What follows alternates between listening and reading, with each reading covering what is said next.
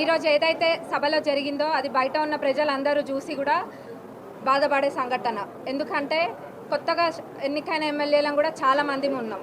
అందరికీ వాళ్ళు ఏం నేర్పియాలనుకుంటున్నారో మరి మాకు అర్థం కావట్లేదు. గౌరవ స్పీకర్ గారిని అంత పెద్ద మాట అన్నారంటే మరి ఆ చైర్కి ఏ గౌరవం ఉందని అందరూ కూడా ఒకసారి ప్రశ్నించాలి. ఖచ్చితంగా వారిని సస్పెండ్ చేయాలి. వాళ్ళ వైఖరి ఎట్లుందంటే మొగుడిని కొట్టి నోరప్ప చెప్పిండ్రు అంటారు కదా, 100% అట్లనే ఉంది. నిన్న గవర్నర్ ప్రసంగం జరిగింది. కనీసం వారు ఏం మాట్లాడుతుండ్రో కూడా ఎవ్వరికి వినిపించకుండా వీళ్ళు ఎంత గోల గోల గోల ఒక కాలేజ్ స్టూడెంట్స్ లేకపోతే ఏదైనా ఎక్కడికైనా వెళ్తే ఎట్లుంటుందో అంత రాదాంతం. అసలు నిన్న జరిగిందేం లేదు. ప్రసంగానికే వాళ్ళు అంతకన్నా మాట్లాడినరు.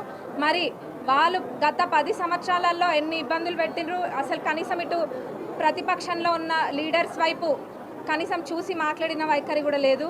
మరి ఈరోజు వాళ్ళు మాట్లాడుతున్నారు.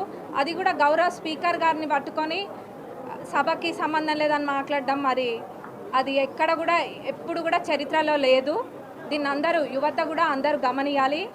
ప్రతి ఒక్కరు. ఎందుకంటే వీళ్ళది ఒక్కటే ఒకటి, బీఆర్ఎస్ స్కూల్కి పోయి నేర్చుకోవాల్సింది ఒక్కటే ఒకటి, ఎట్లా అబద్ధం చెప్పాలి. పిహెచ్డి అందులో వాళ్ళందరూ కూడా పిహెచ్డి చేసి ఉన్నారు అబద్ధం చెప్పడంలో.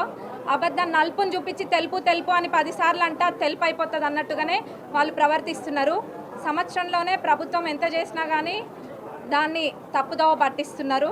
అవి అందరూ కూడా గమనిస్తున్నారు. ఇప్పుడు ఇవన్నీ పక్కన పెడితే ముఖ్యంగా వాళ్ళు దళిత ముఖ్యమంత్రిని చేస్తా అని చెప్పి కూడా చేయలేదు.